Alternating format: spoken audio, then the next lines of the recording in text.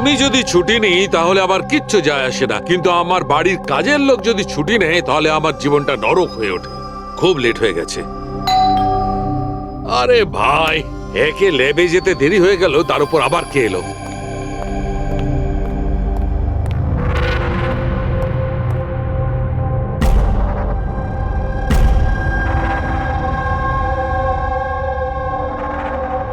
কাউকে তো দেখতে পাচ্ছি না, কিন্তু বেলের আওয়াজ তো ঠিক শুনেছি।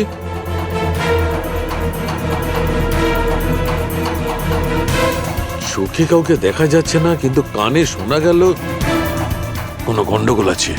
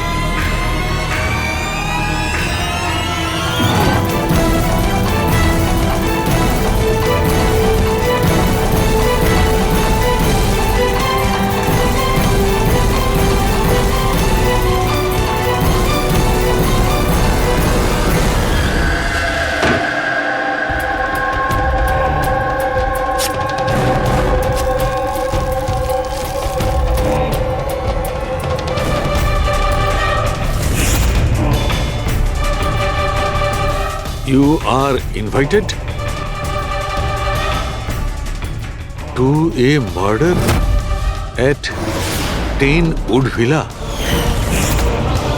Piali Hills, 400876.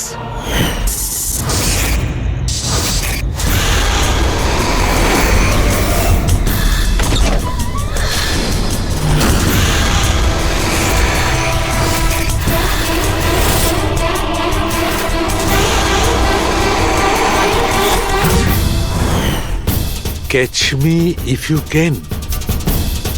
এটা সত্যি না মিথ্যে?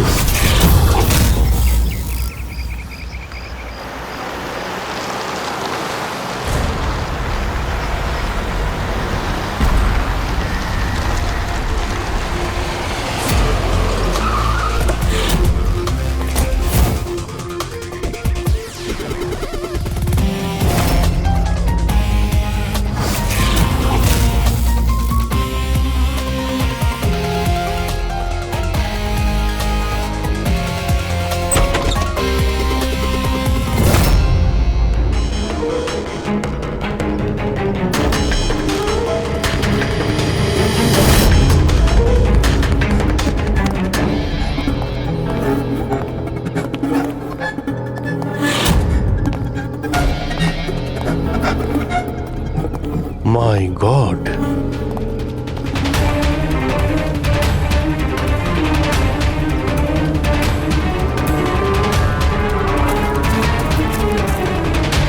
এখানে তো কেউ নেই, না গার্ড না বাংলোর মালিক। পঙ্কজ, আশেপাশে খোঁজ নিয়ে দেখো এই বাংলোর মালিককে। কোনো ইনফরমেশন পেলে আমাকে জানাও। কি নৃশংসভাবে খুন করেছে! সারা শরীর ছুরি দিয়ে ক্ষতবিক্ষত করেছে, তাতেও ওর আশ মিটল না। আঙুলগুলোও কেটে দিয়েছে। এত রক্ত তো এই লাশের শরীরের হতেই পারে না। মানে স্যার? মানেটা হচ্ছে এই পুরবি, যত রক্ত এই ঘরের মধ্যে ছড়িয়ে আছে, এত রক্ত তো একটা মানুষের শরীরে থাকেই না। কোনো কি আইডি পেলে কে এই মেয়েটা? না অভিজিৎ, কিচ্ছু পাইনি। স্যার, স্যার এই বাড়ির ওনার রাইনা, আরো আধ ঘন্টার মধ্যে আসছে। ওকে, ঠিক আছে। ততক্ষণ একটা কাজ করি, এখানে আমরা যা কিছু পাচ্ছি, এই ব্লাড, কোনো প্রমাণ, সব নিয়ে চলো, কোনো কিছু মিস না হয়, তাহলে জানা যাবে কি হয়েছিল এখানে।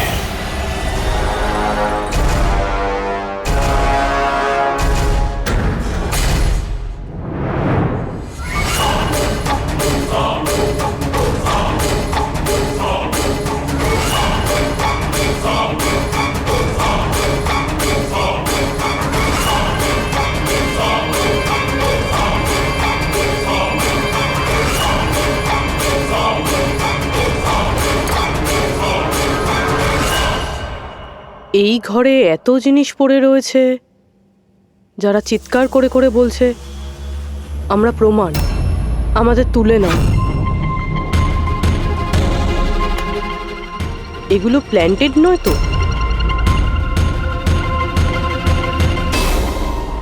মানে খুনি আমাদের সাথে গেম খেলছে।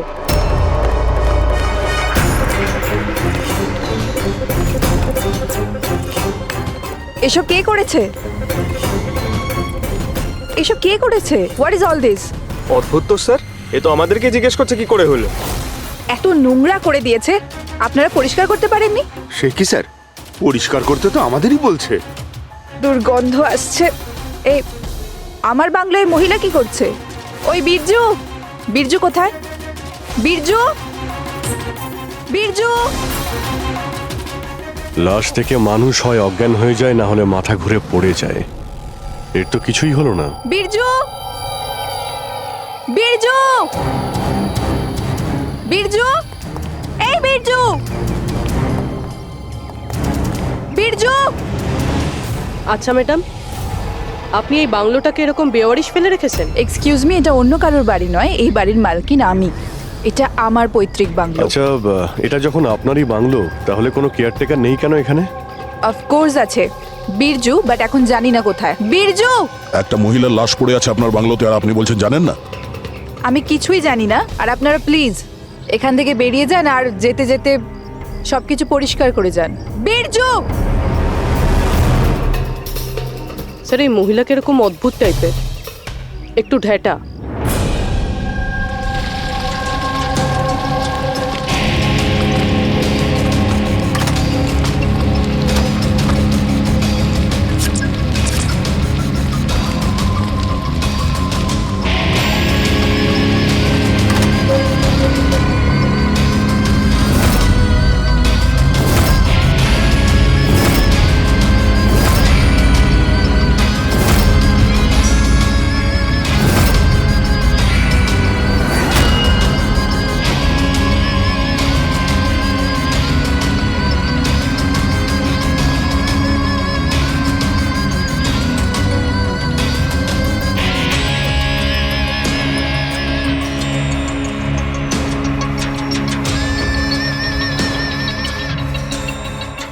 একটা কেস আর 18টা প্রমাণ, আর খুনি প্রমাণগুলো এমন ভাবে সাজিয়েছে যে কিছুই বলার নেই। কিন্তু স্যার, সমস্যা এটাই হলো যে এর মধ্যে কোনো প্রমাণই আমাদের কোনো কাজের নয়। এই সমস্ত প্রমাণ আমাদের কাজে লাগবে না, এর মানেটা কি সারিকা? তার মানে স্যার, এই সমস্ত প্রমাণই পুরনো। হোয়াট? এই সমস্ত প্রমাণ পুরনো মানে কি মেয়েটাও পুরনো? ছাড়ো, কত পুরনো তুমি বলো? স্যার, 4 থেকে 10 বছরের পুরনো। এই সমস্ত প্রমাণ 4 থেকে 10 বছরের পুরনো, তার মানে এই মেয়েটাকে 10 বছর আগে খুন করা হয়েছে। আর কি পাওয়া গেছে প্রমাণ থেকে, সেগুলো বলো। এই সমস্ত প্রমাণগুলোতে 20 জন আলাদা মানুষের ডিএনএ পাওয়া গেছে। তার মানে 20 জন আলাদা আলাদা লোক এই প্রমাণগুলোকে ছুঁয়েছে, তাই তো? হ্যাঁ স্যার। তাহলে আঙ্গুলের ছাপ তো নিশ্চয়ই পাওয়া গেছে। না, পাওয়া যায়নি। কিন্তু স্যার, একটা খুব গুরুত্বপূর্ণ কথা জানা গেছে। ক্রাইম সিনে যে এত রক্ত পাওয়া গিয়েছিল, ওই রক্ত কোনো মানুষের নয়, বরং কোনো পশুর রক্ত ছিল। কি? ডক্টর সারিকা, এই মেয়েটার শরীরে যে রক্ত লেগেছিল সেটাও কি কোনো পশুরই? না না, এই মেয়েটার শরীরে আর জামা কাপড়ে যে রক্ত পাওয়া গিয়েছিল সেটা এরই আসল রক্ত। কিন্তু এটা ছাড়া ওখানে আর যা যা ছিল সমস্তটাই প্লান্ট করা হয়েছিল। মোটামুটি 20 জনের ডিএনএ আর এতগুলো প্রমাণ ক্রাইম সিনে এলো কোত্থেকে স্যার? সেটাই তো, এতগুলো প্রমাণ, কিন্তু আমাদের হাতে কিছুই নেই। বাহ, তুমি এখন চুপচাপ বসে থাকো, কিছুই তুমি বলো না, আমরা গল্প বলছি তাই না? বস, আমি জানি এই সমস্ত প্রমাণগুলো কোথা থেকে এসেছে।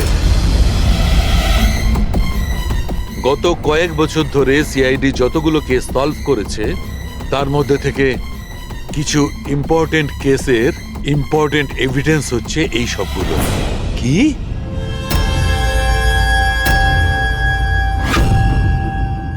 স্যার আমি ওই মহিলা আর তার বাড়ির ব্যাকগ্রাউন্ড সম্পর্কে সব চেক করলাম।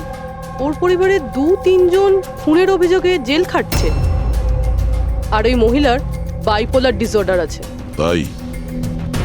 তাইও এই ধরনের ব্যবহার করছিল। আর ওই যে কেয়ারটেকার ছিল বীরজু, ওর কি খবর? স্যার ওনার ফোনের লাস্ট লোকেশন ওই বাংলোর বাইরেটাই দেখাচ্ছে, তারপর থেকে অফ রয়েছে, খোঁজার চেষ্টা চলছে। অদ্ভুত ব্যাপার, ওই বাংলোতে এত কিছু ঘটে গেল আর ওই বাংলোর মালকিন কিছু জানেই না, কেয়ারটেকার উধাও।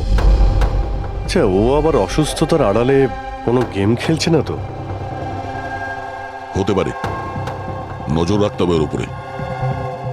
পঙ্কজ, যে মেয়েটা লাশ পাওয়া গেছে তার ব্যাপারে জানতে পারলে কিছু? স্যার সব পুলিশ স্টেশন, নিউজ পেপার আর নিউজ চ্যানেলে পাঠিয়ে দিয়েছি, কিছুক্ষণের মধ্যে জানতে পেরে যাবো স্যার। চালুকে আমাদের পুরনো কেসের প্রমাণগুলো ওখানে কি করে গেল? চুপ করে বসে থাকলে হবে না, আমার উত্তর চাই। তুমি ফরেনসিক সার্জন, তুমি এই ফরেনসিক ডিপার্টমেন্টের ইনচার্জ, নিজের দায়িত্ব এড়িয়ে যেতে পারো না। বস, ছাড়ো তো। আমি আমার দায়িত্বটা খুব ভালো করে কি জানি। করেছো দেখতেই পাচ্ছি। তাহলে এটা বলো, আমাদের পুরনো এভিডেন্স আমাদের রেকর্ড থেকে উধাও হলো কি করে? বস একটা কাজ করছি, রেকর্ড রুমে গিয়ে ওখানে জিজ্ঞাসাবাদ করি, জানতে পারা যাবে বস ওখানে কি গন্ডগোল হয়েছে। প্লিজ। এতগুলো প্রমাণ কিভাবে উধাও হলো আপনারা জানতেন না? প্রমাণগুলো কত ইম্পর্টেন্ট। তাহলে আপনারা থাকা সত্ত্বেও এই চুরি হলো কি করে? কিভাবে প্রমাণগুলো উধাও হলো? স্যার আমার উপস্থিতিতে চুরি হয়নি স্যার। তাহলে চুরি কবে হয়েছে? স্যার এই চুরি হয়তো রাত্রে হয়েছে, কেননা আমরা তো রাত্রে থাকি না, তাই না? এই জন্য চুরি হয়েছে। আর আপনি, আপনার কি বক্তব্য শুনি? স্যার আমি ডাক্তারবাবুকে কতবার বলেছি যে লকগুলো ঠিক করিয়ে নিতে, দরজা জানলা ঠিক করে নিতে, সিসিটিভি ক্যামেরা লাগিয়ে নিতে, কিন্তু ডাক্তারবাবু আমাদের কথা শোনেনি না। তাছাড়া আর কি? আর কি? স্যার ও জানি না কাদের নিয়ে মাঝে মাঝে চলে আসেন আর বলেন যে পুরনো এভিডেন্স দেখার, জানি না কাদের নিয়ে মাঝে মাঝে চলে আসেন আর বলেন যে পুরনো এভিডেন্স দেখার আছে। ও কাকে এনেছিল? গত 3 মাস আগে কাউকে নিয়ে এসেছিলেন আর বলেছিলেন ক্রাইম জার্নালিস্ট ইনি পুরনো এভিডেন্স দেখতে চান। বস ও একজন জার্নালিস্ট ছিল, ফরেনসিকের উপর একটা আর্টিকেল লিখতে চাইছিল, আমাকে রিকোয়েস্ট করলো আর আমি পারমিশন দিয়ে দিলাম। দেখো সালুকে, তুমি খুব ভালো করেই জানো যে এখানে বাইরের লোকের ঢোকার অনুমতি নেই, আর তুমি জার্নালিস্টকে এনেছিলে। স্যার আগের মাসেও স্যার কলেজের স্টুডেন্টকে এনেছিলেন, ওকেও পুরনো তথ্য দেখাচ্ছিলেন। হতে পারে যে তাদের মধ্যেই কেউ চুরি করেছে। না বস, এটা হতে পারে না, ওরা তো ফরেনসিক স্টুডেন্ট ছিল, ওরা আমার কাছে এসে পারমিশন চাইছিল, স্যার আমরা স্টাডি করতে চাই, কিছু প্র্যাকটিক্যাল করতে চাই, আমরা কিছু শিখতে চাই, প্লিজ আমাদের পারমিশন দিন। তাই ওদের পারমিশন দিয়ে দিই বস। বস আমার যথেষ্ট রেসপন্সিবিলিটি আছে, আফটার অল এটা তো আমার অধিকারও বটে। দেখো সালুকে, সিআইডি কে কলঙ্কিত করার তোমার কোনো অধিকার নেই, বুঝেছো? আর তাছাড়া ফরেনসিক শেখানোর জন্য এখানে কোনো কলেজ খোলা হয়নি। তুমি এখানে স্টুডেন্টদের আনলে কি করে? কার পারমিশন নিয়েছিলে? দেখো সালুকে, একটা কথা মনে রেখো, এই রেকর্ড রুমে চাইলেই কাউকে আনা যায় না। না আমি আনতে পারি, না তুমি আনতে পারো, না এ আনতে পারে, সে কোনো পরিবারের হোক বা কোনো বন্ধু হোক। আরে ভাই। হ্যাঁ অভিজিৎ। হ্যাঁ স্যার, যে মেয়েটা খুন হয়েছে তার নাম হলো টিনা, আর উনি ওই মেয়েটার বাবা। Doctor Nirav sir, head of forensic, Chennai. Doctor Nirav? Nirav? Nirav? আরে শালুকে আমার মেয়েকে মেরে দিয়েছে। কন্ট্রোল স্যার, সব জানা যাবে। স্যার ওনাকে আপনি চেনেন? হ্যাঁ অভিজিৎ, একটা সময় ছিল যখন আমি আর নীরব একসঙ্গে কাজ করতাম। নীরব, 1 মিনিট বস। কি কি এই দেখো ভাই, আমার সন্দেহটা একদম ঠিক ছিল, এতে টক্সিড আছে। আচ্ছা ডক্টর, শেষ কবে নাগাদ আপনার আপনার মেয়ে টিনার সঙ্গে কথা হয়েছিল? কবে দেখা হয়েছিল? আসলে ও কলেজের হস্টেলে থাকতো, 2 দিন আগেই হারিয়ে। নীরব, নীরব শান্ত হও নীরব। যেই হোক ঠিক খুঁজে বার করব। আমি খুঁজে বার করব নীরব, আমি খুঁজে বার করব কে করেছে। না সালুকে, তুমি খোঁজ নেবে না। আমি খুঁজবো না মানে? মানে তুমি এই কেসে কোনো কাজ করবে না।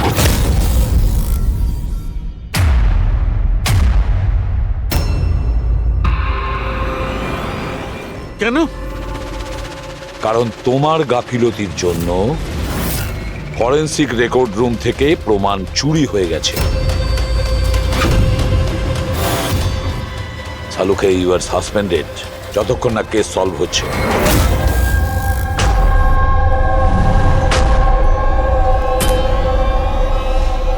বস, তোমার কি মনে হয় এই সব কিছু আমার জন্য হয়েছে? তুমি আমাকে দোষারোপ করছো। দোষারোপ করছি না সালুকে, এটাই বাস্তব,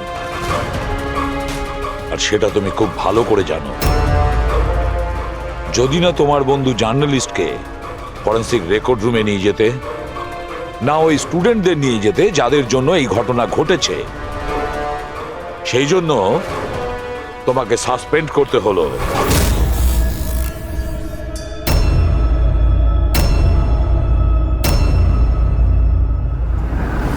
কিন্তু ভাই, নীরবের আমাকে প্রয়োজন আছে, এই কেসটাতে আমার প্রয়োজন আছে, প্লিজ। না সালুকে। স্যার, স্যার আপনি আমাকে ডেকেছিলেন? ডক্টর সারিকা, এখন থেকে তুমি ওনার মেয়ে টিনার কেস ফাইল হ্যান্ডেল করবে। আমি? হ্যাঁ। কিন্তু স্যার, দয়া, অভিজিৎ, সালুকের বন্ধু জার্নালিস্ট আর ওই স্টুডেন্টগুলো যারা ফরেনসিক রেকর্ড রুমে এসেছিল, সবার খুব ভালো করে এনকোয়ারি করো, খুব ভালো করে। Sir, doctor সালুকে, doctor সালুকে,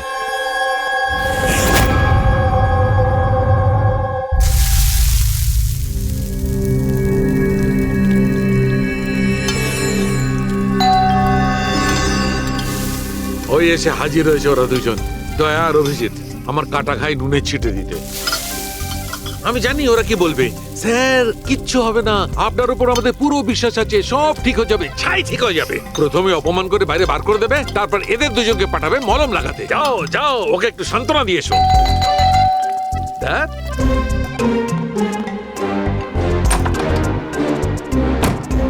high. Morning.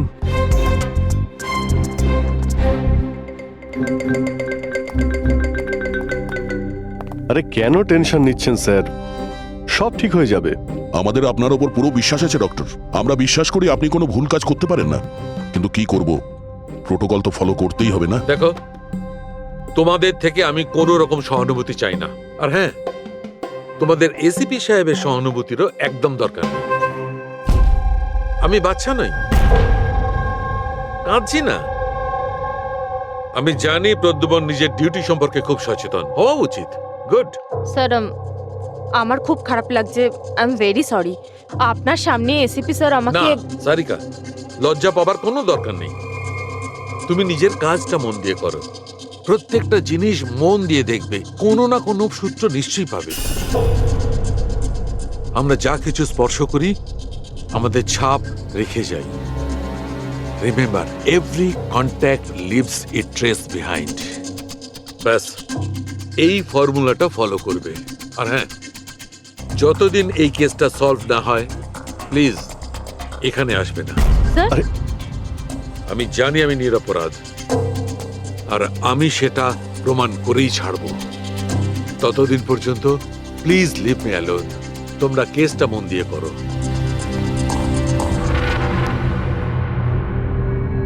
মাথা খুব গরম হয়ে আছে।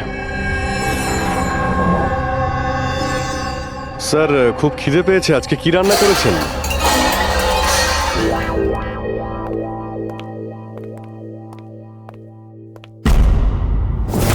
স্যার, হুম, এই জার্নালিস্ট শুনেছি খুবই অভদ্র একটা মানুষ।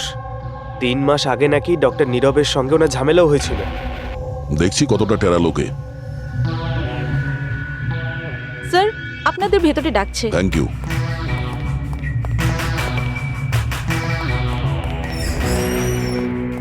আরে বাহ, ভাগ্য আমার।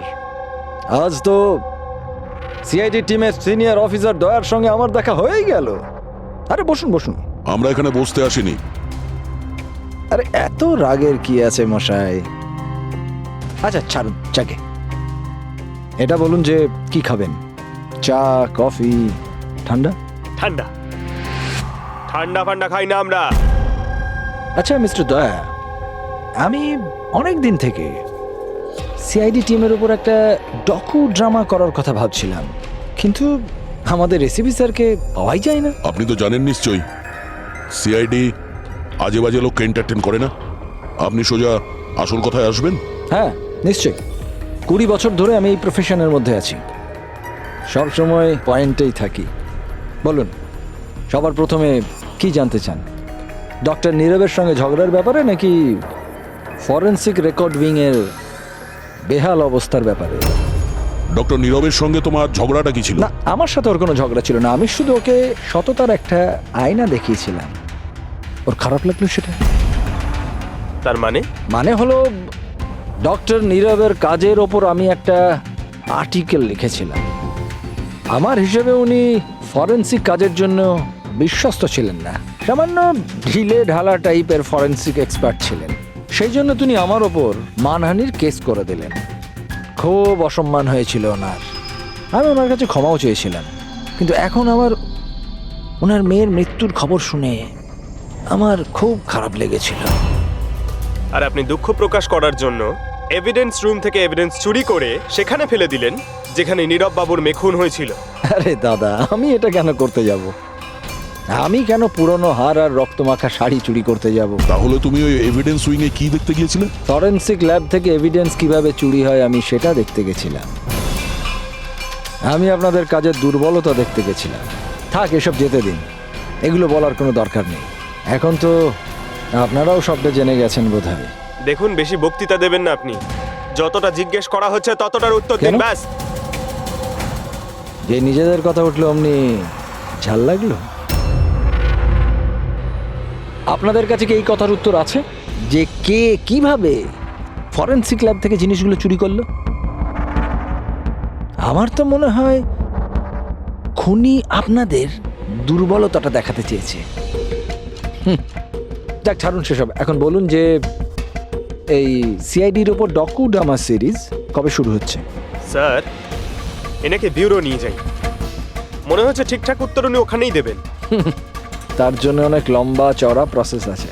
আর তাছাড়া প্রমাণও তো থাকতে হবে না, তাই তো দয়া? খুব তাড়াতাড়ি দেখা হবে।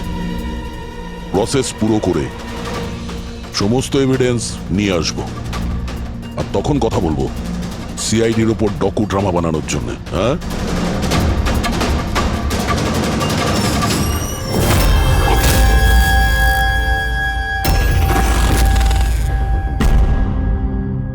ডক্টর নারায়ণী,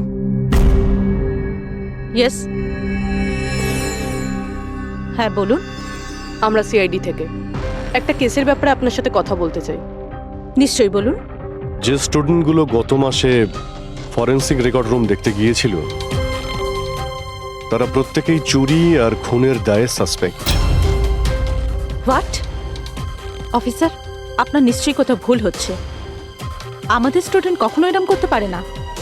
আমরাও সেটা আশা করি যে ওরা কিছু করেনি, কিন্তু খুন তো হয়েছে আর ওরা প্রত্যেকেই অভিযুক্ত।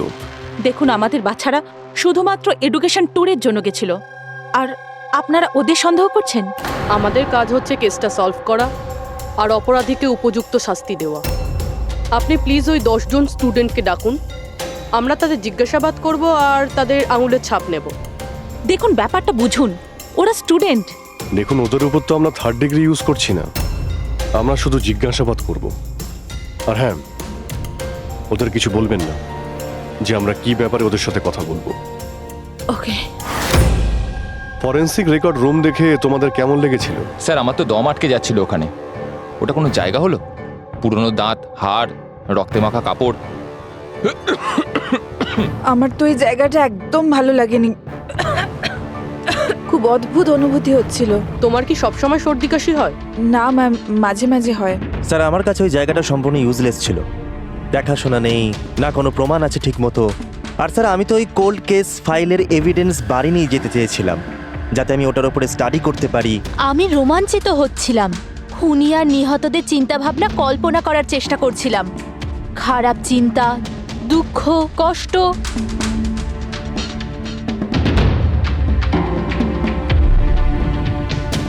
স্যার এখানে তো 9 জন রয়েছে, একজন নেই। হ্যাঁ, আজকে একজন স্টুডেন্ট অ্যাবসেন্ট আছে, ওর শরীর ঠিক নেই। সে কে? কি নাম তার? সারিকা। সারিকা? ওর ব্যাপারে পুরো ডিটেলসটা চাই। হ্যাঁ সারিকা, কিছু কি পাওয়া গেল? দেখো আমাদের হাতে কিন্তু সময় নেই। স্যার আমি বারবার চেষ্টা করছি যদি কোনো প্রমাণ হাতে পেয়ে যাই, যাতে সালু খেসার যে নির্দোষ এটা প্রমাণিত হয়। যাই হোক না কেন, কিছু না কিছু তো ঘটেছে। যারা সালুখেকে ফাঁসানোর চেষ্টা করেছে, কে হতে পারে আর কেনই বা সে করছে? স্যার আপনি এটা জানেন, তবুও সালু খেসারকে বের করে দিলেন। সারিকা, আমি সেটাই করেছি যেটা আইনত। না হলে সালুখেকে আমি... কি স্যারকে আপনি কি? খুনি খুব বড় ভুল করেছে। কি ভুল স্যার? যখন তোমরা ওখানে গিয়েছিলে, ওই বাড়ির ভেতর ঘুরছিলে, ভেতর থেকে বাইরে, বাইরে থেকে ভেতরে, সব জায়গায় যখন প্রমাণ খুঁজে বার করছিলে, তখন ফেডরিক, তখন তুমি চিহ্ন ছেড়ে যাচ্ছিলে। তোমার হাতের চিহ্ন, পায়ের চিহ্ন, আরো অনেক ছোট ছোট জিনিস, যেগুলো তোমাদের অগোচরেই ঘটছিল। আর খুনি ঠিক একইভাবে ওখানে তার চিহ্ন ছেড়ে গেছে, এমন চিহ্ন যেগুলো আমরা ট্রেস করতে পারি। ট্রেসেবল চিহ্ন? সারিকা, আমরা যা কিছু স্পর্শ করি আমাদের ছাপ রেখে যাই। রিমেম্বার, এভরি কন্ট্যাক্ট লিভস এ ট্রেস বিহাইন্ড। স্যার আমাকে হিন্ট দিয়েছিলেন, কিন্তু আমি বুঝতে পারিনি কেন।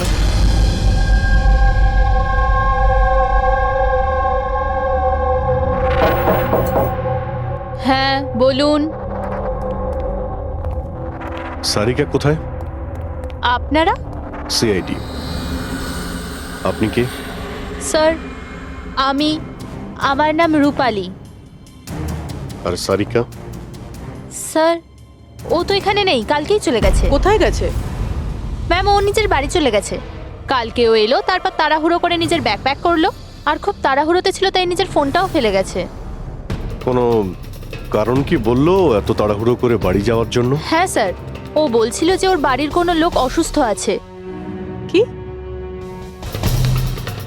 স্যার ফরেন্সিক সেন্টার থেকে জানতে পারলাম সারিকা অসুস্থ, আর এ বলছে যে ওর বাড়ির কেউ অসুস্থ।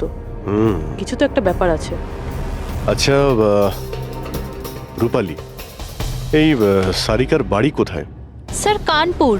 কানপুর? আর তোমরা একসঙ্গেই থাকতে? হ্যাঁ স্যার, আমরা রুমমেটস ছিলাম। আচ্ছা, তোমরা কতদিন একসাথে রয়েছো? এই হবে 8-9 মাস। 8-9 মাস ধরে তো একে অপরের ব্যাপারে নিশ্চয়ই ভালোই জানবে। কি কেমন মেয়ে ছিল সারিকা, কিছু বলতে পারবে তুমি? স্যার ও তো খুব ভালো মেয়ে ছিল। ইনফ্যাক্ট ও নিজের কাজ নিয়েই ব্যস্ত থাকতো, মানে ফরেন্সিক ইনস্টিটিউট যাওয়া, ওখান থেকে ফিরে আসা, এইসব নিয়েই থাকতো। Forensic centre? তো ও কি ওখানকার কোনো কথা তোমাকে বলেছিল? হ্যাঁ, ফরেন্সিক ইনস্টিটিউটের ব্যাপারে কিছু কিছু কথা আমাকে বলতো। যেমন এই কিছুদিন আগেও আমাকে বলছিল যে... তুই জানিস রূপালী, প্রমাণ ট্রেস করে যে কাউকে ফাঁসানো যেতে পারে, রিয়েলি? কিন্তু এটা কিভাবে হতে পারে? আরে বোকা, সব কিছু হতে পারে। আমি সব করতে পারি। যে কোনো কেসকে পাল্টে দেওয়া যায় শুধুমাত্র প্রমাণের ওপর ভিত্তি করে। এবার দেখ আমি কিভাবে সবার মাথা ঘুরিয়ে দিতে পারি। স্যার, টিনা আর ডক্টর সালুঙ্কের কেসেও তো তাই ঘটেছে। আর এই সারিকাও কেটে পড়েছেন। ওকে তাড়াতাড়ি খুঁজে বের করতে হবে।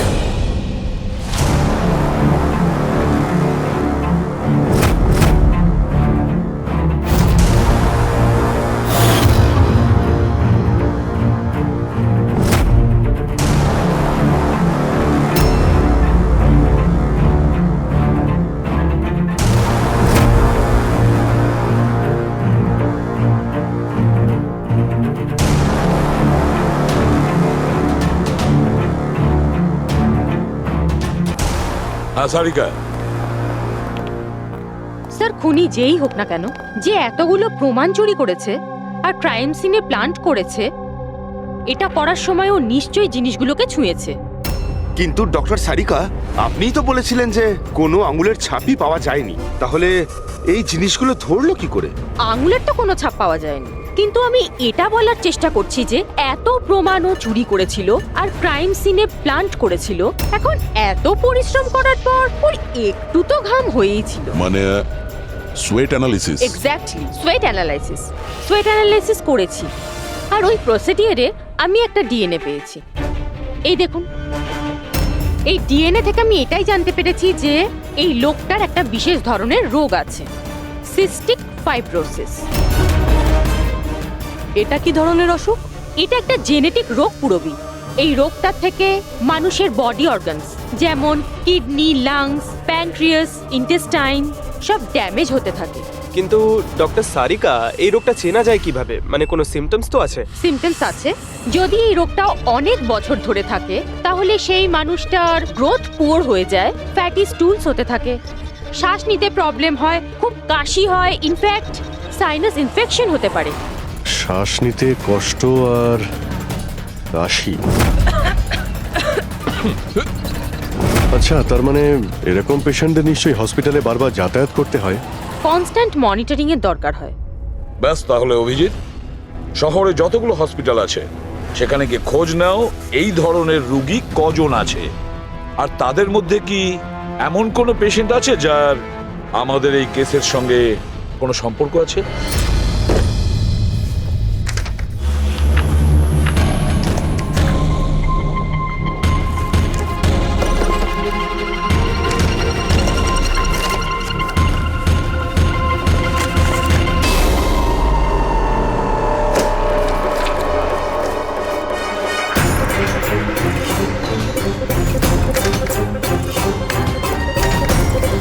এই কেসটা আমরা একসঙ্গে কাজ করেছিলাম।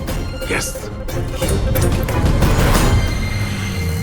ডক্টর নীরবের মেয়েকে খুন করা হয়েছে, আমাকে সাসপেন্ড করা হয়েছে, তো বাকি রইল ললিত। যদি এই সবকিছু কেসটার জন্য হয় তাহলে ললিতের সঙ্গেও নিশ্চয়ই কিছু ঘটেছে, নাহলে হয়তো ঘটবে।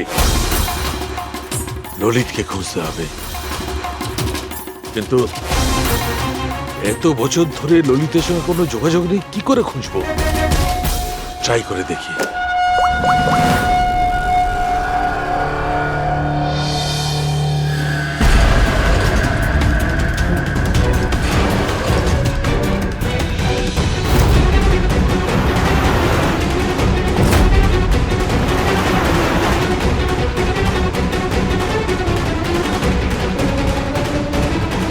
আর ইউ শিওর এটা ওনার ছবি?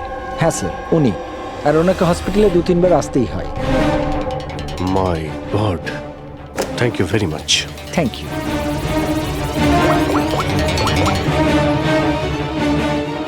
দয়া, খুনের ব্যাপারে জানতে পেরেছি। কি ডক্টর ললিত মারা গেছেন 5 বছর আগে? হ্যাঁ স্যার, আপনারা মেয়ের সাথে দেখা করতে পারেন। কোথায় ওর মেয়ে? আমি কথা বলতে পারি? সে তো মুম্বাইতে আছে স্যার, সারিকা নাম ওর। সারিকা? হ্যাঁ sir. Okay, thank you. Sarika মুম্বাইতে।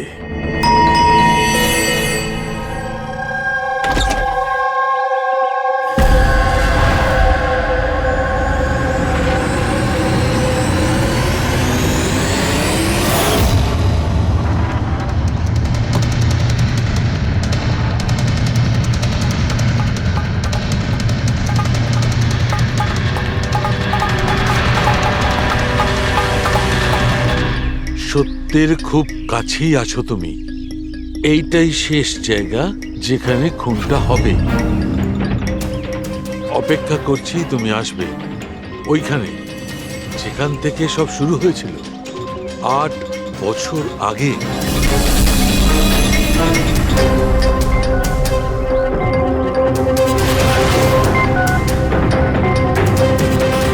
আট বছর আগে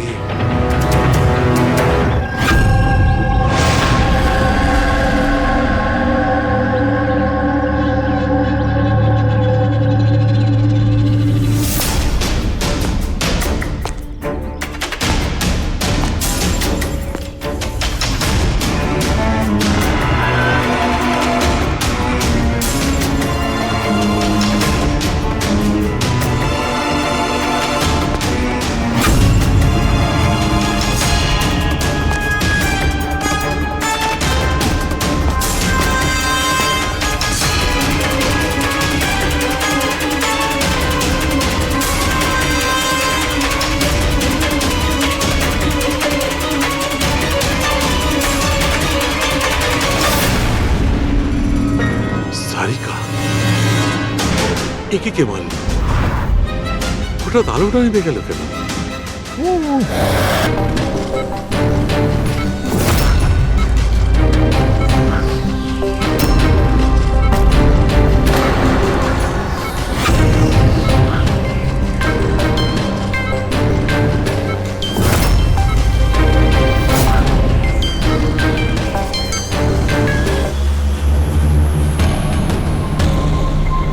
স্যার সালুনকা স্যারের ফোন তো বাজছে, কিন্তু উনি ফোনটা ধরছেন না। উনি আবার বিপদে পড়েননি? ডক্টর সালুকের ফোনের লোকেশন এক্ষুনি ট্র্যাক করো, দেখো কোথায় আছে। আর এই খুনিরও।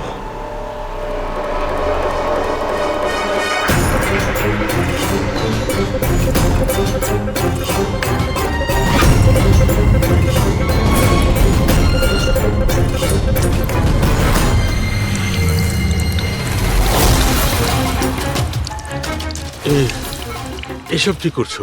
তোমার মৃত্যু আস্তে আস্তে আর খুবই কষ্টদায়ক।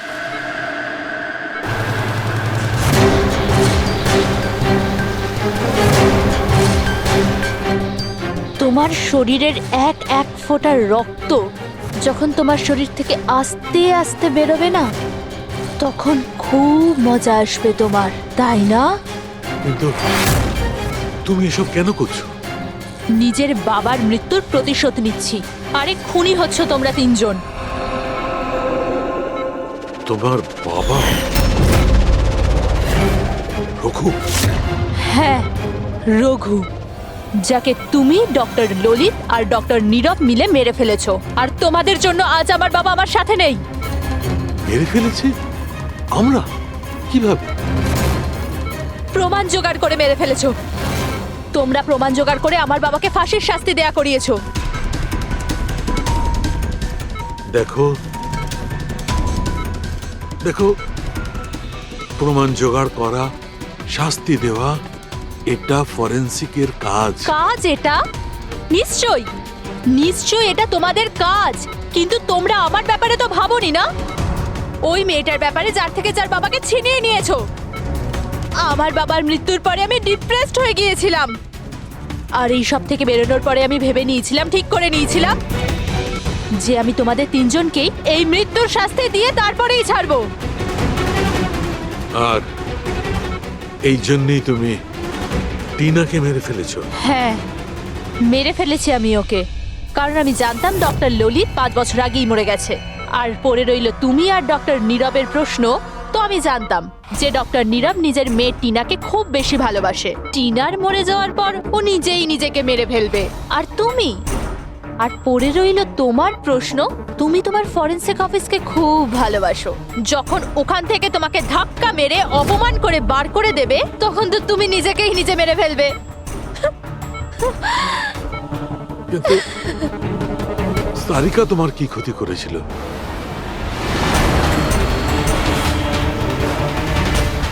সারিকা?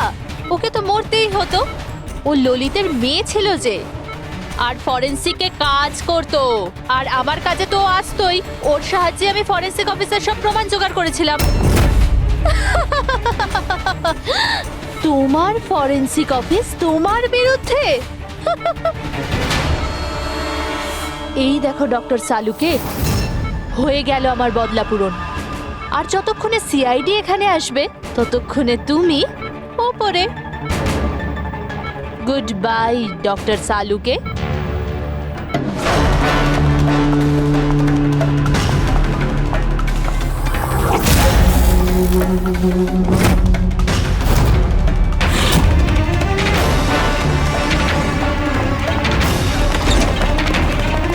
রূপালী,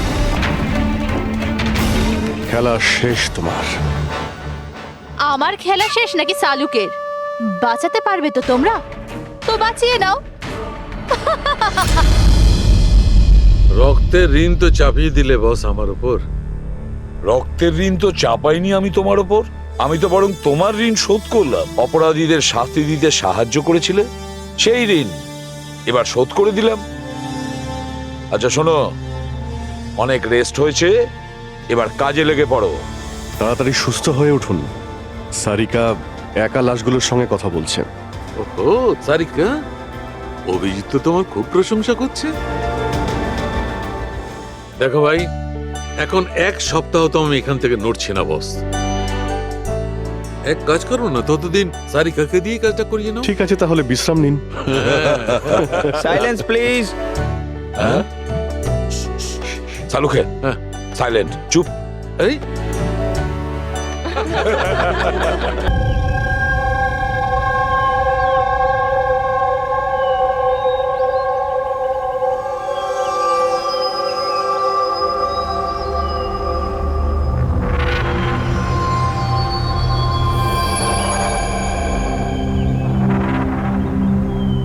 চলো, ফাইনালি সেই সময়টা এসেই গেল যখন আমি আকাশে পাখির মতো উঠতে পারবো। ইয়েস, আর তোমার ওরা আমি আমার ক্যামেরায় ক্যাপচার করব। কিন্তু মিস্টার মুক্ত পাখি, খোলা আকাশে এত দূরে উড়ে চলে যেও না যে কোথাও হারিয়ে যাও। ডোন্ট ওয়ারি ম্যাডাম, এমনিতেও রনি স্যার যদি আকাশে হারিয়েও যান তাহলেও মাটিতেই ফেরত আসতে হবে। ওড়ার আগেই তুমি আমাকে নিচে আসার কথা বলছো। চলো, হয়ে গেছি তৈরি। All the best.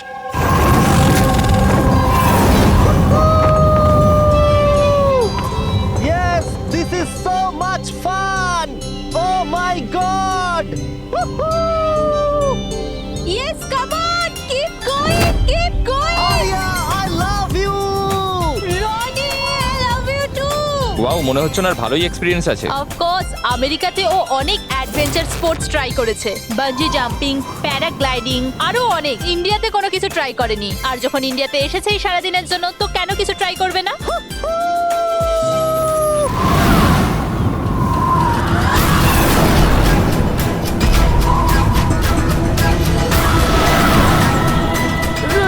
রনির কিছু হয়েছে। জন, রনির কিছু হয়েছে, দেখো।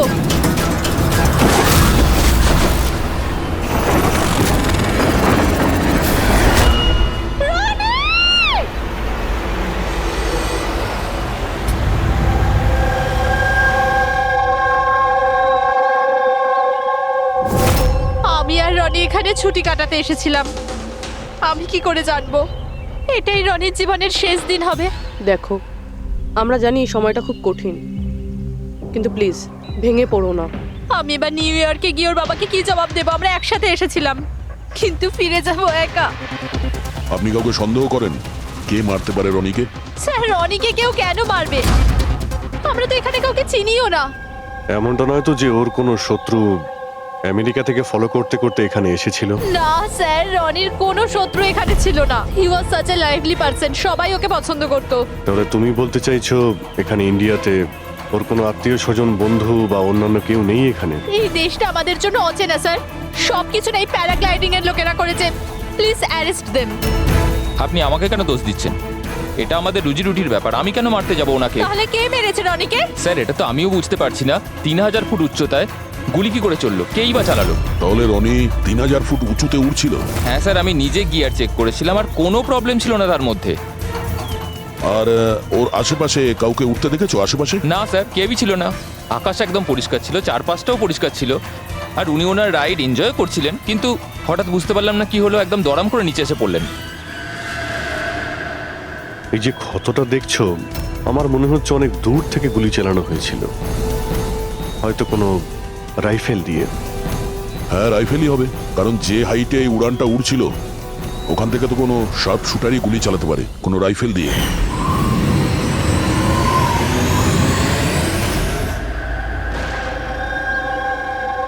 এখানে আশেপাশে কাউকে বন্দুক বা রাইফেল নিয়ে দেখেছিলে কাউকে? এখানে বন্দুক আনা অ্যালাউ নয় স্যার। আপনি আসল বন্দুকের কথা বলছেন স্যার? পুজোর ক্যাপ বন্দুক ফাটানোরও অনুমতি নেই। আপনারা কাউকে দেখেছেন এখানে? না ম্যাম, না তো। না না ম্যাম। আচ্ছা আলিয়া, আপনি যখন এখানে এলেন রনির সাথে, আপনার কাউকে সন্দেহ হয়েছিল? মানে কেউ আপনাদের ফলো করছে, এমন কোনো লোক যে গন্ডগোলের মনে হচ্ছে? না স্যার, এরকম তো কেউ ছিল না। তাহলে কি গুলি আকাশ থেকে চলেছিল নাকি? স্যার আমি তো বললাম, রনি স্যারের আশপাশে তো কেউই উড়ছিল না, তাহলে আকাশ থেকে গুলি চালালো কে?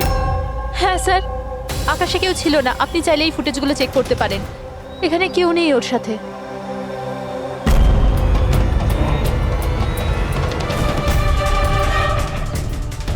এই ফুটেজে তো রনির আশেপাশে তো দূরে দূরেও কাউকে দেখা যাচ্ছে না। স্যার নিচে থেকে ওপরে তো কেউ গুলি চালায়নি। ইনি বলছেন যে যখন ওপরে উঠছিল কেউ ওর আশেপাশে ছিল না, ওপর থেকেও কেউ গুলি করতে পারবে না। আমার মাথায় এটা ঢুকছে না কে কোথা থেকে গুলি চালালো আর কিভাবে, বুঝতে পারছি না স্যার। অদ্ভুত ব্যাপার তো, ওর কোনো শত্রু নেই, তাহলে ওকে খুন করার জন্য এরকম প্ল্যানিং কে করতে পারে? কেসটা খুব জটিল মনে হচ্ছে। কোনো বাঁকা লোককেই এখানে পাঠিয়ে দিই, বাঁকা প্রমাণ, হয়তো সে কিছু পেতে পারে।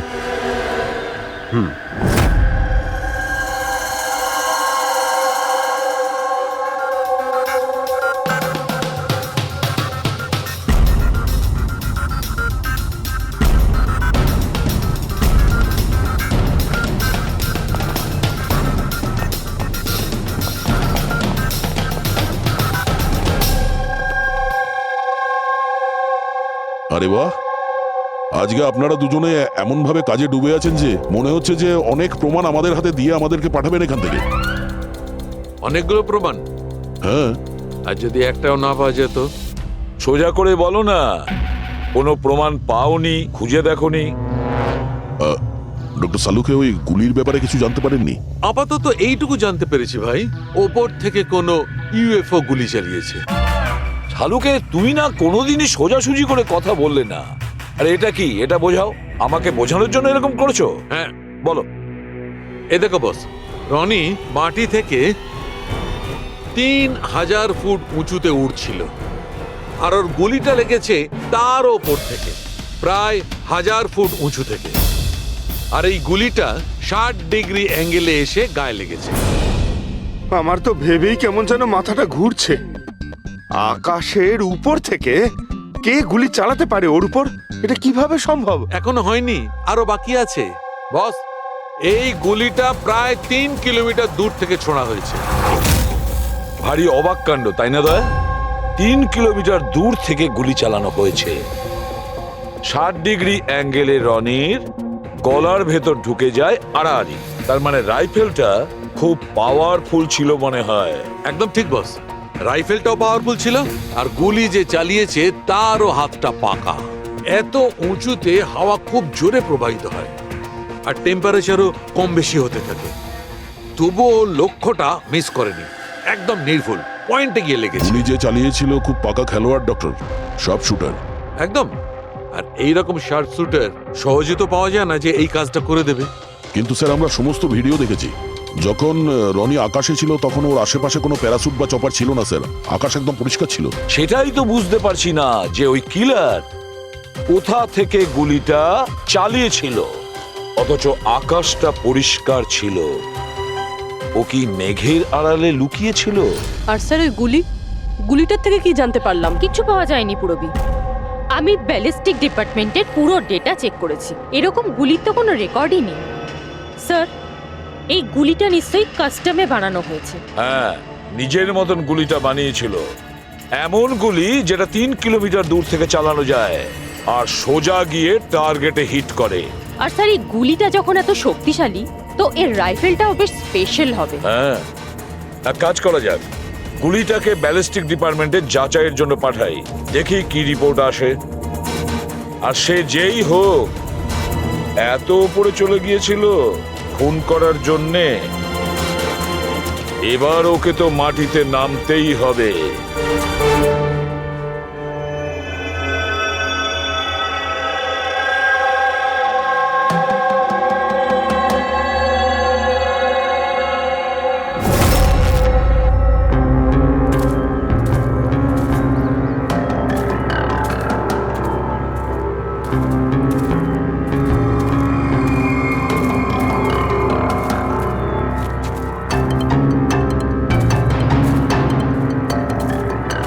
ব্রাদার, উই ক্যান ডু ইট। আরে ইয়ার গুরু, আর চলতে পারবো না, খুব হাঁপিয়ে গেছি আমি। ব্যাস নবীন, আর বেশি দূর নয়, 3000 ফিট চড়ে ফেলেছি, পাশেই আছে। We can do it, come on.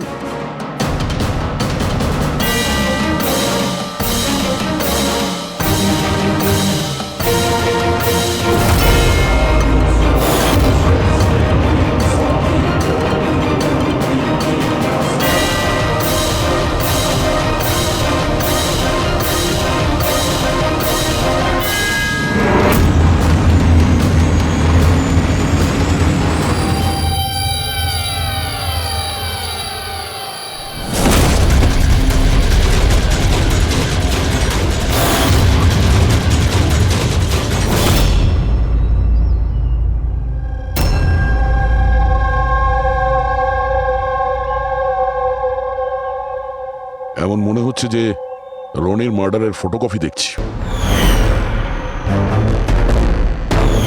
3000 fit উপরে ঠিক ওরকমই গুলি মেরেছে মাথার পেছনে। একেও একইভাবে গুলি চালিয়েছে। আচ্ছা, তোমরা যখন ট্রেকিং করছিলে, এই হিতেনের পিছনে কেউ কি ছিল? না স্যার, হিতেনই সবার পিছনে ছিল স্যার। স্যার এই দেখুন ফুটেজ। স্যার স্যার এটা ওই জায়গায় যেখানে এই সব কিছু হয়েছে। অদ্ভুত তো, পিছনে তো খোলা আকাশ রয়েছে, এমন কোনো জায়গা নেই যেখান থেকে গুলি করা যায়। তাহলে ওর গুলি লাগলো কি করে? দুটো কেসেই ধরা যাচ্ছে না যে গুলি কোথা থেকে চলেছে। স্যার একদম ঠিক বলছেন। আকাশ থেকে কোনো কাক বা পায়রা কি করে গুলি চালায়? এই গুলিটা চালালো কে? আর এই দুটো গুলি 24 ঘন্টার মধ্যেই চলেছে। আমার মনে হয় এই দুটো কেসের মধ্যে কোনো না কোনো কানেকশন আছে। আচ্ছা, এই হিতেন কি কাজ করতো? স্যার ও কলেজ স্টুডেন্ট ছিল স্যার, মুম্বাই গ্র্যাজুয়েশন করতে এসেছিল স্যার। ট্রেকিং এর অনেক শখ ছিল। অভিজিৎ, বুঝতে পারছি না যে কেউ একজন কলেজ স্টুডেন্টকে মারার জন্য এত প্ল্যান করবে কেন। সেটাই তো, প্রথমে রনি আর এখনই হিতেন। তবে আকাশ থেকে তৃতীয় গুলিতে অন্য কেউ মারা যাওয়ার আগে এই খুনিকে ধরতেই হবে খুব তাড়াতাড়ি। গত 24 ঘন্টায় দুটো খুন হয়েছে, দুটোই যুবক, আর দুজনকে মারার পদ্ধতিও অদ্ভুত। অদৃশ্য খুনি। স্যার দুজনেরই মৃত্যু হয়েছে অ্যাডভেঞ্চার স্পোর্টস করতে গিয়ে। মাটি থেকে 1000 ফুট ওপরে মেরেছে স্যার। কিন্তু স্যার ভাবার বিষয় এটাই যে খুনি এই অ্যাডভেঞ্চার স্পোর্টের সময়টাই কেন বাঁচলো এদেরকে মারার জন্য? ও তো ওদের যে কোনো সময় মারতে পারতো। এত লম্বা প্ল্যান দুটো বাচ্চাকে মারার জন্য? শুধু প্ল্যানিংটাই বড় ছিল না দা, গানটাও বড় ছিল। এই যে এইরকম। এটা কি রাইফেল স্যার? এটা হলো PX-65 রাশিয়ান গান। এটা লং রেঞ্জ। এইরকম বন্দুক দিয়ে মারা হয়েছে। ডক্টর সালুকে, এই বন্দুকটা দিয়ে 3 কিলোমিটার দূরে টার্গেটে কি হিট করা যায়? হ্যাঁ ফ্রেডি, শুটিং রেঞ্জে আমি এটা ট্রাই করে দেখেছি। এর রেঞ্জ 3 কিলোমিটারের বেশি আছে। এরকম বন্দুক তো হয় মিলিটারিদের কাছে থাকবে, আর না হলে উগ্রপন্থীদের কাছে। ঠিক বলেছো বস। আর সেই জন্য আমার মনে হয় এটা শুধুমাত্র মার্ডারের ব্যাপার নয়, বড় ধরনের অপরাধ হতে চলেছে, লার্জ স্কেলে। স্যার একটা কাজ করো, দিল্লিতে যাও আর ইন্টেলিজেন্স ব্যুরো থেকে খোঁজ নাও যে এরকম বন্দুক কাদের হাতে থাকতে পারে আর সেটা কিভাবে।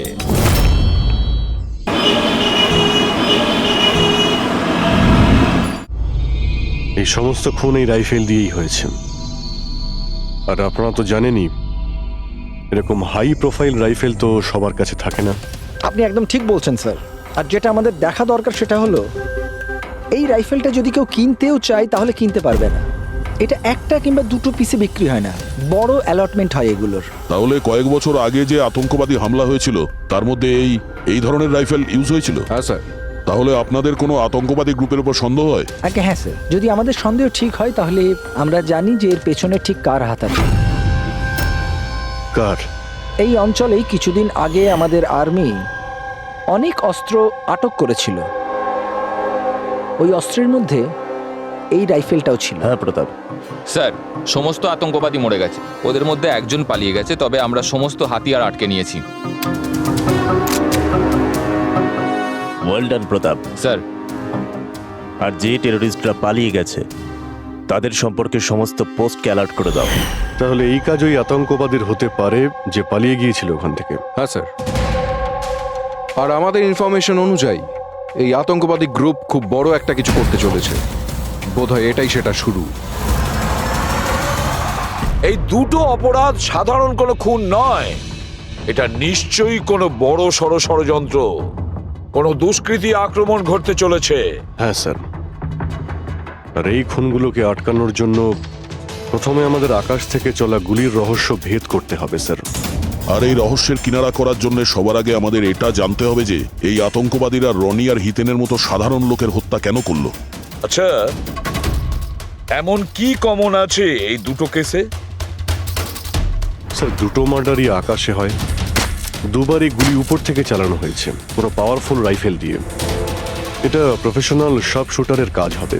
আর স্যার, এই দুটো কেসেই কোনো ভ্যান্টেজ পয়েন্ট নেই, আর এমন কোনো জায়গা নেই যেখানে বসে খুনি এই দুজনকেই গুলি করতে পারে।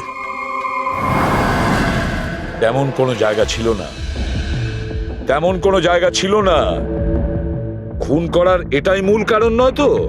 তাহলে স্যার আপনি বলতে চাইছেন যে খুনির কাছে বসে গুলি চালানোর কোনো জায়গা ছিল না, আর ও এটা শিওর হতে চেয়েছিল যে টার্গেট যেন কোনোভাবেই মিস না হয়, সেই জন্যই ও এদের উপরে প্র্যাকটিস করছিল। Exactly Abhijit, exactly. সে গুলি ছোড়ার প্র্যাকটিস করছিল। তার মানে স্যার, ওর আসল টার্গেট অন্য কেউ? স্যার, যদি কোনো ভ্যান্টেজ পয়েন্ট নাই থাকে তাহলে ও গুলি চালাচ্ছিল কোথা থেকে? পঙ্কজ, উত্তরটা তোমার প্রশ্নের মধ্যেই লুকিয়ে আছে। আচ্ছা এটা বলো, আমরা মানুষ ডানা ছাড়া আকাশে কিভাবে ওড়ে? স্যার, এরোপ্লেন বা হেলিকপ্টারের মাধ্যমে। ব্যাস, তুমি তোমার উত্তর পেয়ে গেছো। কিন্তু স্যার, ওখানে ওই ক্রাইম সিনে আকাশের ওপর কোনো চপার তো ছিলই না স্যার, না কোনো কেবল কার ছিল ওখানে। তাহলে অন্য কিছু থাকবে, অন্য কিছু থাকতে পারে। অভিজিৎ, ম্যাপটা বের করো, ওই এলাকার চারপাশটা ভালো করে দেখো, দেখো এমন কিছু পাওয়া যায় কিনা। এমন কিছু আছে নাকি যেখান থেকে মানুষ হাওয়ায় উঠতে পারে? জঙ্গল আছে, আর হ্যাঁ, দুটো হট এয়ার বালুন রেঞ্জও রয়েছে। একটু দেখো তো, যেখানে খুন হয়েছিল সেখান থেকে এটা কতটা দূরে? স্যার, এই দুটো 60 কিলোমিটার রেডিয়াসের মধ্যে। তাহলে একটা কথা তো কনফার্ম, খুনি ওখানে হট এয়ার বেলুনে বসেছিল, আর সেখান থেকেই ও গুলি চালিয়েছিল 3 কিলোমিটার দূর থেকে। স্যার, কেউ যদি হট এয়ার বেলুনে চড়তে চায় তাহলে আগে থেকে বুকিং করতে হয়, এমনি কেউ যেতে পারে না। কোনো ব্যাপার না, তোমরা ওই হট এয়ার বেলুনের অফিসে গিয়ে খোঁজ নাও যে এমন কোন টুরিস্ট ছিল যে ওই দুটো দিনে ওই দুটো হট এয়ার বেলুনে ঘুরেছিল।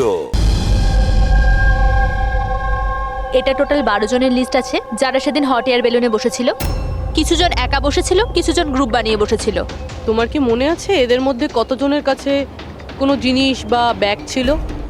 বা কোনো সন্দেহজনক কাউকে দেখেছো? না, বদমাস তো কাউকে লাগছিল না, কিন্তু একজন বয়স্ক আন্টি ছিলেন, পিঠে একটা ব্যাকপ্যাক ছিল, আর চোখে চশমা আর মাথায় টুপি পরেছিলেন। হ্যাঁ, আমরাও অবাক ছিলাম যে এই বয়সে এই সব ট্রাভেলিং এর ইচ্ছা। আর যখন ফটো তোলা হচ্ছিল উনি লজ্জা পাচ্ছিলেন আর নিজের মুখ লুকোচ্ছিলেন। রবি, এই বয়স্ক আন্টি শার্প শুটার শুনে একটু অদ্ভুত লাগছে না? হ্যাঁ স্যার, আমি এখানে পাইলট। 25শে ফেব্রুয়ারি স্যার সব মিলিয়ে আমি 6 জনকে এয়ার বেলুনে চাপিয়েছি স্যার, আর 2 জনকে দিনের স্যার। আচ্ছা, তাদের মধ্যে কেউ মানে গন্ডগোলের লোক মনে হয়েছিল, কিংবা যার কাছে কোনো জিনিসপত্র ছিল? স্যার এরকম তো কেউ ছিল না। হ্যাঁ, একজন বয়স্ক মানুষ ছিল, জানি না কারো বারবার চিৎকার করছিল। হয়তো ওর মুড খারাপ ছিল বা খিটখিটে ধরনের ছিল। ওনার হাতে কোনো কিছু ছিল? জিনিস তো ছিল না। হ্যাঁ, একটা লাঠি নিয়ে হাঁটছিল। লাঠি নিয়ে হাঁটছিল? হেই, তোমাদের সাহস কি করে হলো আমার ছবি নেওয়ার, আমাকে জিজ্ঞেস না করে? কিছু ভদ্রতা আছে না নেই? ওরাও ওগুলো ওরাও।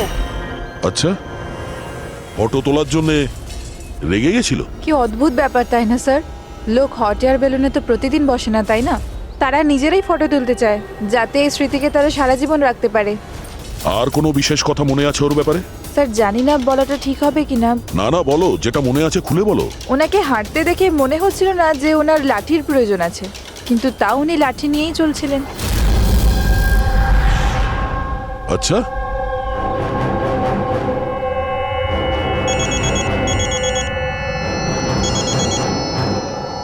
হ্যাঁ স্যার। কিছু জানতে পারলে? স্যার এখানে একজন বয়স্ক মহিলা এসেছিল, আর তার হাতে একটা ব্যাকপ্যাকও ছিল। আর হ্যাঁ, ওই মহিলা ছবিও তুলতে চাইছিল না। আচ্ছা, এখানেও একজন বুড়ো লোক এসেছিল হট এয়ার বেলুনে চড়তে লাঠি নিয়ে, আর তারও ফটো তোলায় আপত্তি ছিল। স্যার এই বয়স্ক মহিলা আর বয়স্ক লোক একই ব্যক্তি নয় তো? ওই শার্প শুটার, ওর ব্যাগে আর ওর লাঠিতে ওই রাইফেলটা ছিল যা দিয়ে খুন করেছে।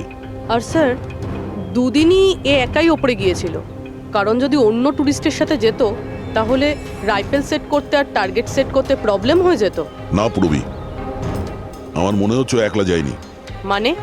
মানে ওই হট এয়ার বেলুন চালানো আর সঙ্গে এই রাইফেলটা চালানো, দুটো কাজ একসঙ্গে করা মুশকিল। ওই হট এয়ার বেলুনের পাইলটও ছিল সঙ্গে। মানে স্যার এই অপরাধে পাইলটও যুক্ত? একটা কাজ করো, ওই পাইলটটাকে ধরো তাড়াতাড়ি। ওই দিন ওই বয়স্ক মহিলাকে বেলুনে উপরে কে নিয়ে গিয়েছিল? পাইলট কে ছিল? সঞ্জীব ছিল। এই এই পালাবি না, দাঁড়া দাঁড়া দাঁড়া। না আমাকে মারতে পারবে না ওকে। এই এই সঞ্জীব!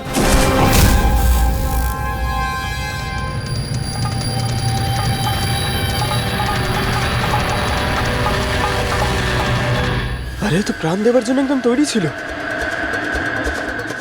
এটা কোনো ছোটখাটো মার্ডার নয় পঙ্কজ, অনেক বড় মিশন। যদি তাড়াতাড়ি আটকানো না যায় তাহলে বড় সড় বিপদ হবে। আচ্ছা গীতা, 24শে ফেব্রুয়ারি যে লোকটা গ্রুপে যেতে চাইছিল না, একলা যেতে চাইছিল, ওর পাইলট কে ছিল? কে নিয়ে গেছিল? সোলো ট্রাভেলারকে তো দিনেশ নিয়ে গিয়েছিল। অদ্ভুত ব্যাপার দিনেশ, এতক্ষণ ধরে চুপ করে আছো, কিছু বলছো না কেন? তোমরা আমাকে ধরতেই পারবে না।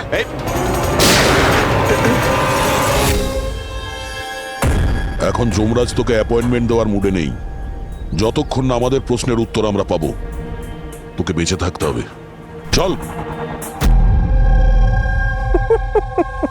মারো, যত পারো মেনে নাও, আমার কিচ্ছু যায় আসে না। আর তাছাড়া তোমাদের এই আইনের কমজোরি থাপ্পড়ে এত শক্তি নেই যে আমার অপরাধের মজবুত হাড়কে গলাতে পারবে, বুঝলে? তোমার উপর যদি টর্চার করতেই হতো তাহলে ওর জন্য তো 2 মিনিটের কাজ আমাদের কাছে। কিন্তু তারপর মনে পড়ে তোমার পরিবারের কথা, তোমার বোন। পরের মাসে ওর বিয়ে না? কেমন লাগবে ওর যে ওর বিয়ে হচ্ছে আর বিয়ের পরে ওর ভাই এই পৃথিবীতে নেই? হ্যাঁ, আর তোমার মা প্রত্যেক মাসে খরচার জন্য টাকা পয়সা পাঠাও না? তোমার মৃত্যুর পর কে খেয়াল রাখবে তার? কিছু ভেবেছো এ ব্যাপারে? হ্যাঁ, না। চলো, এখনো সুযোগ আছে, রাজ সাক্ষী হয়ে যাও। কথা দিচ্ছি তুমি জেলে যাওয়ার পরে তোমার মায়ের খেয়াল আমরা রাখবো। সত্যি? মানে পুরো খেয়াল রাখবে? পুরো খেয়াল? হ্যাঁ। তোমার মায়ের পুরো খেয়াল রাখা হবে। তুমি শুধু এটা বলো কার জন্য কাজ করো, তোমার বসের নাম কি?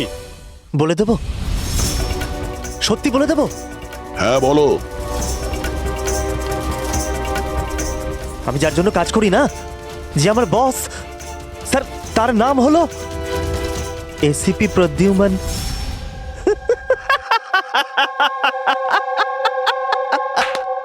এসিপি প্রদ্যুম্ন, যাও ধরে নাও আর গ্রেফতার করে নাও তাকে। বলেছিলাম না আমি কিচ্ছু বলবো না, যা করার আছে করে নাও। সিআইডি কোথাকার, সিআইডি। বস বস,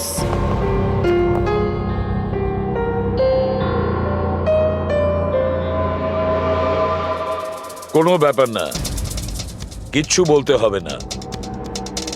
এখন না তোমাকে কিছু জিজ্ঞাসা করব, কিছু বলার জন্য তোমাকে আমরা জোর জবরদস্তিও করব না, কিচ্ছু করব না।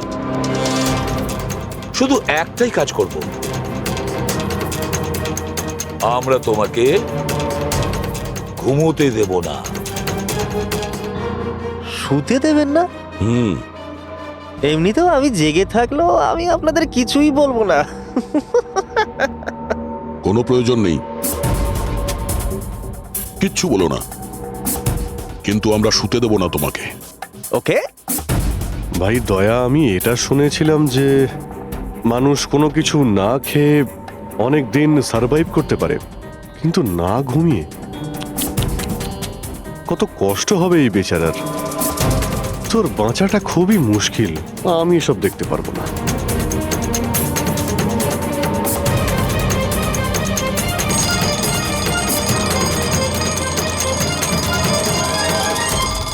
সময় কাটানোর জন্য খুব ভালো হবে, তাই না? তোর জীবনের শেষ মুহূর্তগুলো তুই এই কাঁটার সঙ্গে গুনতে থাকবি, ঠিক আছে? Thank you. ওকে ঘুমোতে দিও না।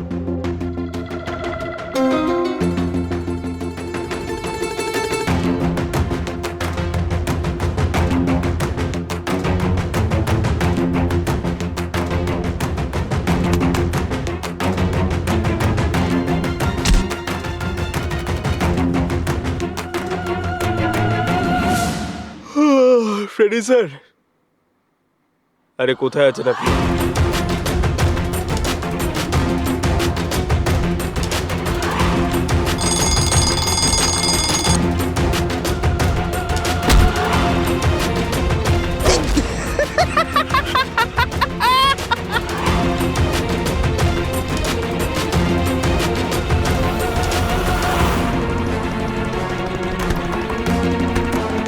যতক্ষণ না মুখ খুলবি চোখের পাতা এক করবি না, বুঝলি? 5 মিনিটের জন্য নয়।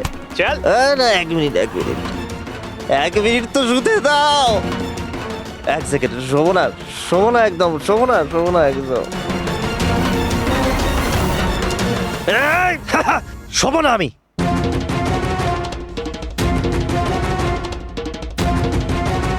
এবারও ভেঙে পড়বে।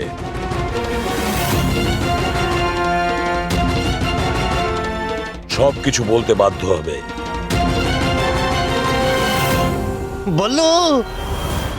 বললো তুই শুবি না, ওঠ।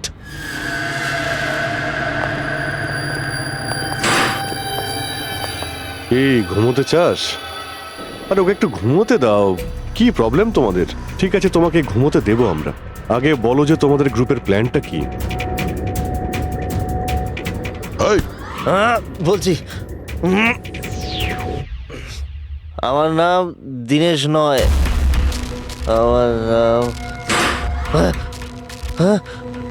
আমার নাম বল্লু। দীনেশ নয় আমার নাম। আর আমাকে স্পেশালি এই মিশনের জন্য তৈরি করা হয়েছিল। আর যে 2টো মার্ডার হয়েছিল না, ওটা প্র্যাকটিস ছিল। আমাদের আসল মিশন হলো ওকে মারা। আর ওই যে ওকে কি যেন নাম, স্টিভ মার্টিন। ওই শান্তির দূত যে সম্প্রতি ভারতবর্ষে এসেছে দেশে শান্তির বার্তা নিয়ে, যাতে সমগ্র বিশ্ব এই বার্তাকে সমর্থন করে, যাতে উগ্রপন্থীরা শেষ হয়। এসিবি, আমরা চাই না যে আতঙ্কবাদ কখনো শেষ হোক। আর স্টিভ মার্টিন তো মরবেই, তোমরা কিচ্ছু করতে পারবে না। আর আর যদি তোমরা বাঁচিয়েও নাও না, আমরা স্টিভ মার্টিনকে খতম করে দেবো একেবারে। আমাদের যে শার্প শুটার আছে না, একদম পাক্কা নিশানা তার। কোথায় মারবে ওকে আর কখন বল? ও যখন কনফারেন্সে ভাষণ দেবে না, ওটাই সব থেকে সঠিক ওটাই সব থেকে সঠিক সময়। ওটাই সব থেকে সঠিক সময় হবে। ওই সময় ওর আশেপাশে কোনো সিকিউরিটি থাকবে না। আর যে কনফারেন্সটা আছে না, ওটা বিল্ডিং এর ছাদেতে হবে। তো ওই হট এয়ার বেলুনেতে আমাদের শার্প শুটার যাবে আর ওখানেই গুলি মারবে। কনফারেন্স ঘন্টা খানেকের মধ্যে শুরু হবে, এখন তাড়াতাড়ি ওখানে আমাদের পৌঁছতে হবে। আরে তোমরা যতই চেষ্টা করে নাও, বাঁচাতে পারবে না ওকে। আর হ্যাঁ, তোমরা যদি বাঁচিয়েও নাও না, তাহলে আমরা আবার প্ল্যান করব, দ্বিতীয়বার মারবো। কে মারবে? কিরকম দেখতে ও? আরে আমি ওর মুখ দেইনি এখনো পর্যন্ত। যখনই আসে ছদ্মবেশে আসে। তোমরা কি একে হসপিটালে নিয়ে যাও তাড়াতাড়ি। স্যার, আমরা কি হট এয়ার বেলুনটা আটকাতে পারি না যতক্ষণ এই কনফারেন্স শেষ হচ্ছে? না ফেডরিক, এই সব কিছু বন্ধ করা যাবে না। আজকে আটকালে কালকে অন্যরকম প্ল্যান করবে। আজকের প্ল্যান আমরা জানি, আজই ওদেরকে ধরবো।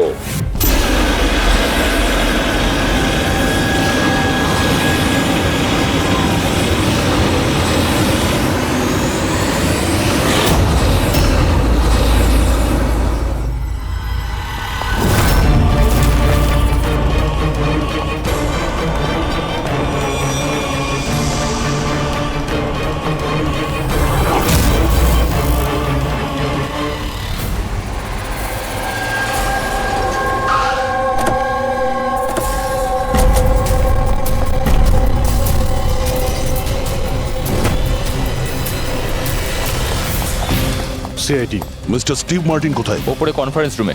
ওর কাছে নিয়ে চলুন, আসুন। তাড়াতাড়ি তাড়াতাড়ি।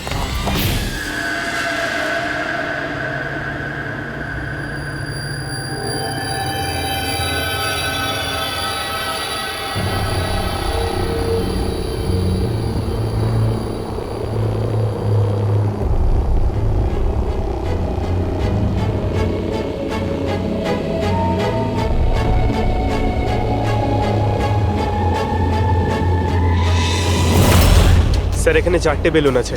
দুটো ওপরে আছে আর দুটো রেডি হচ্ছে। আমার সামনে যে বেলুনটা আছে স্যার, ওতে একটা কাপল আছে আর ওই ছেলেটার কাছে ব্যাকপ্যাক আছে। নজর রাখো ওদের উপরে। কারা কারা আসছে, কারা কারা যাচ্ছে, সবাইকে ফলো রেখো, ওকে?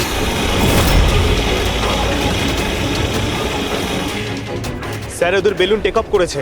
হ্যাঁ,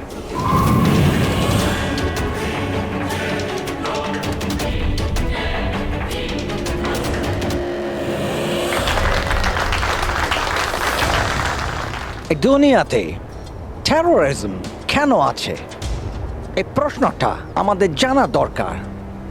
আর এই টেরোরিজম তখনই বন্ধ হবে যখন সব দেশ একসাথে ভাই ভাই হয়ে থাকবে।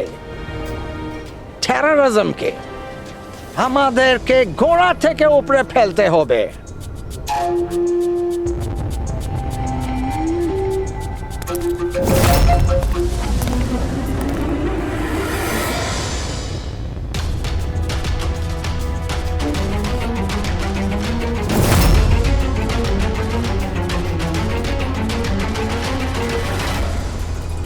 দুজন মিউজিশিয়ানকে দেখছি, ওরার জন্য তৈরি হচ্ছে।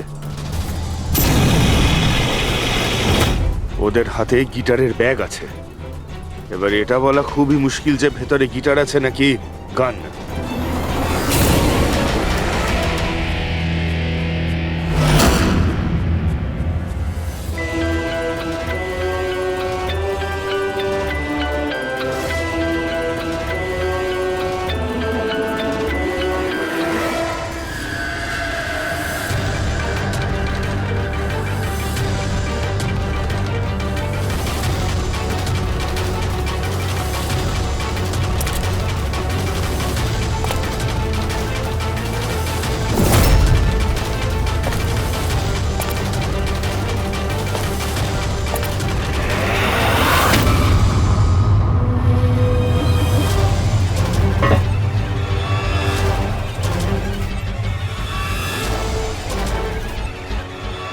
স্যার আরও একটা লোক এসছে, ওর কাছে একটা ব্যাকপ্যাক আর একটা ক্রাচ রয়েছে। অপেক্ষা করা যাক।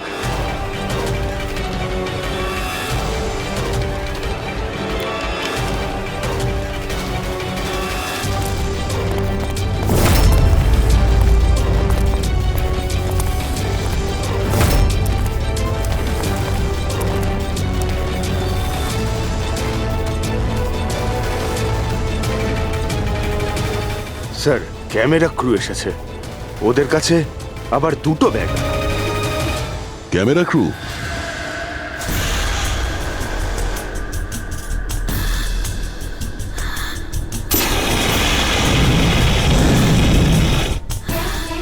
ওদের দিক থেকে নজর সরিও না, নজর রাখো ওদের উপরে।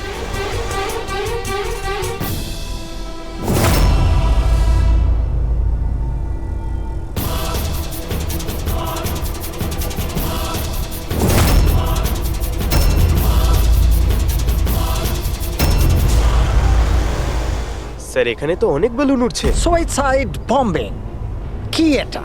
কেউ নিজের খুশিতে নিজের প্রাণ কি করে দিতে পারে? জীবন precious. Oh no, we need to respect এতগুলো বলুন, এর মধ্যে আমরা যেটা খুঁজছি সেটা কোনটা? মনে হচ্ছে ছদ্মবেশে এসছে, মুখ দেখে গন্ডগোলের মনে হচ্ছে।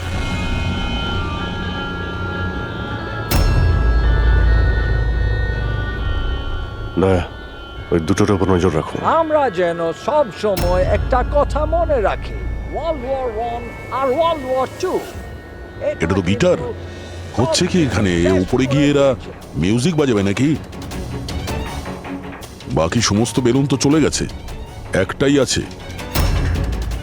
মানে স্যার খুনি এই বেলুনের মধ্যেই রয়েছে? Wait and watch. খুনি এই বেলুনের মধ্যেই রয়েছে? এরা তো নিজেদের জায়গা থেকে নড়ছে না। Camera crew? স্যার এ কোথায় গায়েব হয়ে গেল?